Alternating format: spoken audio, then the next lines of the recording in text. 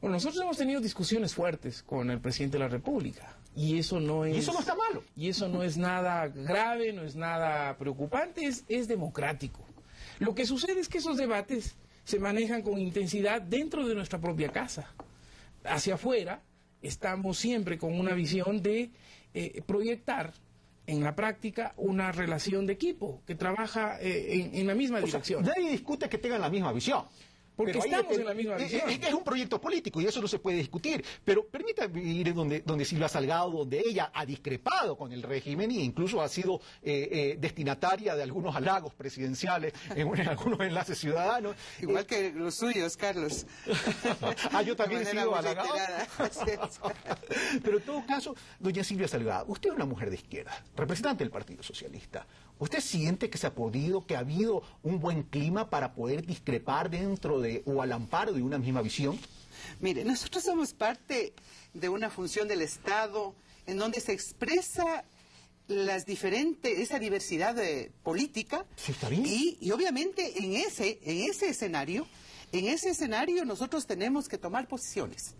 Y esas posiciones definen lo que se expresa y lo que se viene expresando en el Parlamento. Un sector de oposición y un sector llamado de oficialismo que puede dar paso a tomar decisiones preponderantes en función de la tarea legislativa y en la tarea de fiscalización. Y obviamente, digo yo, llegamos a un punto en donde tenemos que tomar decisiones y alinearnos. Y en el caso nuestro, el Partido Socialista, nosotros compartimos un mismo proyecto político, pero eso no quita la posibilidad de que mantengamos y expresemos nuestras diferencias ya en la labor legislativa, ya en la labor de fiscalización, pero fundamentalmente en el contenido de las leyes y en la orientación de esas leyes. Igual lo que acabamos de ver en el reportaje, cómo percibe la ciudadanía la tarea legislativa, igual nosotros pensamos, como políticos, no podemos estar satisfechos completamente de una tarea legislativa o de fiscalización. Me he entrevistado varias veces y usted tiene un sabor amargo. Ya vamos a hablar de ese sabor amargo que usted tiene dentro de lo que es la Asamblea Nacional. Pero miren en el reportaje que hizo Carlos Andrés, que preparó Carlos Andrés Núñez. Una ciudadana dice, mucha discusión y no se hizo nada, sin perjuicio que hay algunas leyes aprobadas. Entonces, y ese 48% que no le reconoce a la Asamblea como el generador de la legislación. Me llama la atención cuando Silvia Salgado, y coincide César Rodríguez, dice, estamos creando una nueva cultura legislativa. ¿Sustentada en qué, César Rodríguez? A ver, las leyes en este país se hacían... En nuestro país. En nuestro país. Permítame que le corrijamos, pero tenemos que tener sentido de pertenencia. Las leyes en nuestro país, en la vieja política, se hacían con una orientación clarísima para defender o desarrollar o propiciar o promulgar intereses particulares, clientelares, corporativos. Y casi siempre quien tenía el ejercicio del poder circunstancialmente imponía la orden y la línea de la legislación. Si eran los importadores los que tenían mayoría, las leyes iban por esa línea.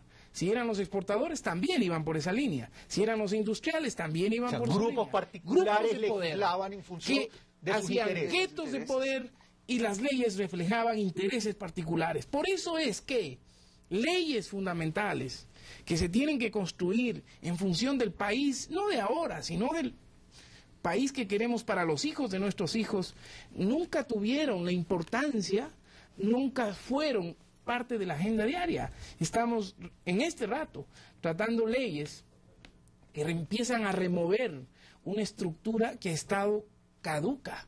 La ley de universidades, por ejemplo, la ley general de educación que vamos a aprobar en estos días, demuestra la orientación que se tiene para empezar a enfrentar el desafío de construir con la ley la orientación del país que queremos. Y el viejo país nos ha dado más de 6.800 leyes que ya las hemos botado al basurero en estos días. Yo no voy a discutir, normativa en desuso. No voy a discutir la ineficiencia del pasado porque es evidente. Porque si no hubiera existido, no existiría actualmente una gran inequidad social acompañada de una gran deuda hacia la sociedad ecuatoriana. Eso no lo podemos negar. Pero hablemos de la factibilidad de que hasta luego el COTA, la producción, educación superior... No, pero usted hablaba de la cultura. Y yo creo que en la cultura es importante recalcar lo siguiente. Que hay en la vieja política, las leyes se construían en un gueto cerrado del Parlamento Nacional, a espaldas de la ciudadanía. Ahora se abre. se abre la ciudadanía a la participación. Y ahí hay un cambio fundamental. Estoy mencionando todas estas leyes y la de servicio público, porque en teoría todas estas leyes deben ir orientadas a apalancar la consecución del objetivo que es el buen vivir. Pero, ¿qué tan factible es que esto deje de ser una teoría y se convierta en una realidad, Silvia Salgado? A ver, las leyes deben ubicarse en una realidad concreta, Carlos, y yo creo que este país vive una nueva realidad. Y en esa nueva realidad, estas leyes deben dar una respuesta y tratar de que la ciudadanía siente el impacto de esas leyes. Solo ahí estaremos valorando cuando la ciudadanía siente que lo que hace la Asamblea está en función de sus intereses y no lo que aquí se les repetía, ¿no? Una función legislativa que antes expresaba los intereses del poder económico básicamente, se hacían leyes en función de aquello. Ya lo dijo César Rodríguez, usted por lo mismo, hoy en cambio estamos pensando en la gente, en cómo a través de estas leyes logramos que la propia ciudadanía sienta que esas leyes cambian su vida, cambian o dan bienestar a su familia. Y por eso es que tenemos el gran reto de una agenda legislativa que no es la que discrecionalmente se le ocurre a un bloque, a un partido. Tenemos, ¿no es cierto?, que cumplir y hacer posible lo que usted nos acaba de decir. ¿Cómo hacemos posible ese buen vivir? Y tenemos que legislar especialmente en función de que leyes para que se garanticen que el Estado cumpla con las responsabilidades que saca: educación, salud, trabajo, empleo. Esas son las leyes entonces las que tenemos que cumplir como prioridad. Hemos hablado del buen vivir, de hablar de estas leyes, COTAD, gobiernos autónomos descentralizados, donde vamos a desconcentrar el desarrollo. Estamos hablando de producción en una ecuación de inversión pública e inversión privada. Estamos hablando de educación, que es el camino hacia la equidad. Estamos hablando de hidrocarburos, donde el Estado recupera los derechos económicos en gran porcentaje de los ingresos petroleros, y estamos hablando de servicios públicos para tener mayor eficiencia. César Rodríguez, ¿estas leyes cumplen aquella premisa que debe ser seguridad en la reconciliación e inversión en la inclusión? Pues yo creo que si evaluamos el impacto que tienen leyes como la ley de equidad tributaria, por ejemplo, que determinó un nivel creciente de obligaciones tributarias que empiezan a recaudarse por primera vez en el país con mucho sustento. O sea, si vemos del año 2009, hubieron 6.344 millones producto de la recaudación tributaria, y ya en el 2010 ya subió a 7.300. Bueno, pero la recaudación tributaria viene creciendo desde el SAEMEA. Pero hay una institucionalidad en ese aspecto. Pero es una constante que va determinando que las leyes empiezan a posicionar en el imaginario de la sociedad ya la responsabilidad social que se tiene que cumplir. Comienzan a posicionar, por supuesto que es bueno, pero vamos siendo tangibles. Pero por ejemplo, empecemos leyes tangibles. Las leyes se hacen tangibles en la medida en que la gente llega hacia la gente. Pero César Rodríguez, por ejemplo, una precisión. 30 años hemos soñado con tener el banco de los afiliados, por ejemplo, una banca pública diferente a esa banca privada. Estamos hablando que estamos posicionando y que saqueó este país. Estamos hablando que estamos posicionando en el imaginario estas leyes. Ahora, las leyes tienen que ser dinámicas de acuerdo a la evolución de los tiempos. ¿En qué tiempo podemos medir la eficacia de estas leyes? César Rodríguez, Silvia Salgado. Y terminamos el primer bloque. Yo siento que el tema de cambiar la sociedad no es un problema de leyes. El problema de que las leyes puedan entrar a ser carne de la práctica cotidiana, de la vida. Las leyes nos marcan la cancha. Nos marcan la cancha, pero es un proceso que se va construyendo. Es como lo que está ocurriendo en la cultura tributaria. Todos decíamos, ¿para qué darle plata al Estado si se la roban los empleados públicos, si no se invierte, si los políticos se roban la plata?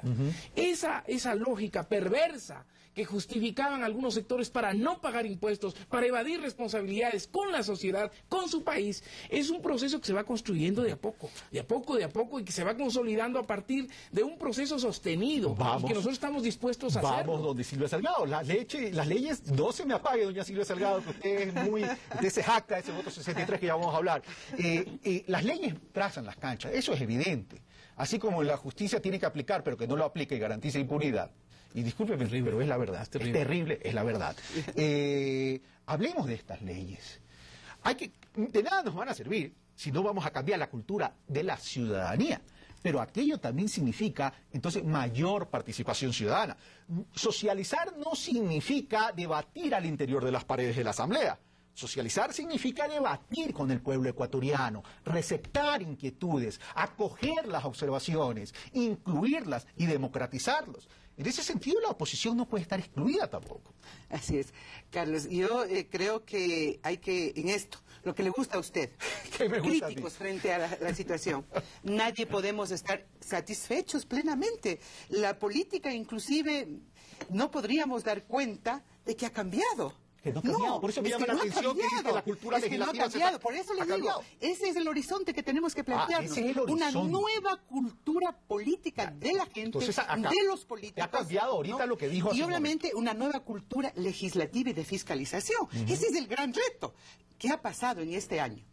Si bien es cierto, hay importantes leyes que aquí ya se han dicho, inclusive con nombre y apellido, pero que han ido, y será en el futuro a lo mejor los impactos mucho más visibles, más tangibles. Pero yo creo que uno de los problemas que ha tenido este plan legislativo desarrollado hasta el momento ha sido que hemos tratado de incidir únicamente en ese cambio del Estado. Y de la sociedad quizás le hemos dejado a un lado. ¿Qué pasa? O sea, porque nosotros tenemos que legislar no solo para cambiar el Estado, las instituciones. Sí, estas pueden repercutir en la sociedad, pero en los mecanismos de construcción de las leyes quisiéramos que también den cuenta de los cambios de la propia sociedad. Cuando hablamos de participación ciudadana, de la participación en la tarea legislativa, en la tarea de fiscalización y en muchas otras. Yo creo que ha habido problemas y no podemos negarlos porque son públicos. Los problemas que hemos tenido frente a la ley de aguas, frente a la ley de servicio público, frente a la ley de educación, yo creo que esas son los resultados que hay que plantearlos no como satisfacciones. Cada una de las aprobaciones de estas leyes, sobre todo la de educación, parecía que hubieran ganado el campeonato, que Melec hubiera ganado el campeonato intercontinental. Yo creo que algunas leyes han marcado el escenario de tensión que se ha ido generando alrededor de los mismos. Es decir, cuando en la ley de educación superior las universidades sienten que se trastocan su cultura universitaria, un poco alejada de lo que el país demanda, y que querían que se conviertan en territorios intocables por la famosa autonomía universitaria que nosotros la respetamos, pero la procesamos como autonomía con responsabilidad. O sea, lo que debo entender, César Rodríguez, y ya para ir al primer corte, es que el Ecuador, al vivir en una transición, es normal que genere este tipo de temores y este tipo de defensa de los intereses tradicionales y particulares. Yo he dicho, toda revolución genera contrarrevolución. Un proceso de transformación genera resistencias. En el Ecuador se están cambiando poquito a poco, pasito a paso, cosas fundamentales y genera resistencias normales. Pero no necesariamente contrarrevolución, yo creo que porque nadie que piense diferente. Pensar diferente no es una revolución. Genera golpes de Estado. Genera golpes de Estado también. Tengo que ir a un corte, pero me llama la atención que a una socialista no le guste la contrarrevolución. Vamos a irnos a una pausa y volvemos. Las diferencias no son contrarrevolución. Aquí, en TC Televisión. Indudablemente.